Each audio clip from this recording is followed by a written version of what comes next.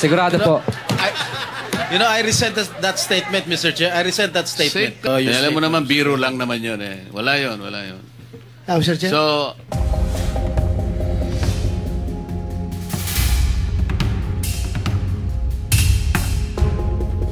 kung pwede, Kahit hanggang alauna po. hanggang alauna. Okay. Thank you. Senator Estrada. Mr. Diskaya, sa dami-dami mong binanggit na pangalan na kongresista, isa lang tanong ko, Senador, meron ba? Your Honor, wala po. Sigurado ka? Safe ka na. Sigurado po. I resent that statement, Mr. Chair. I resent that statement. Safe ka na. Okay. Diba?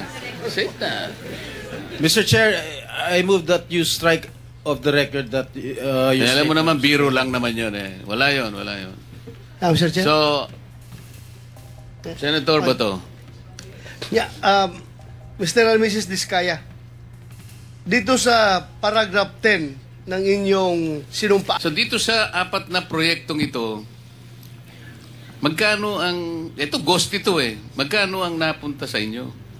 Actually po, Your Honor, 3% lang po yun, yung royalty. 3% ang nakuha mo, di ba? Ngayon si Mr. Arevalo, 2.8%. Kung ito'y ghost projects, pag tiningnan mo to, mahigit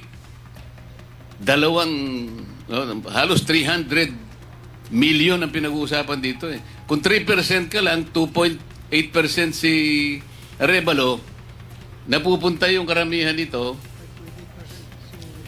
24.2. Kanino napupunta? Senator Jinggoy, ikaw na.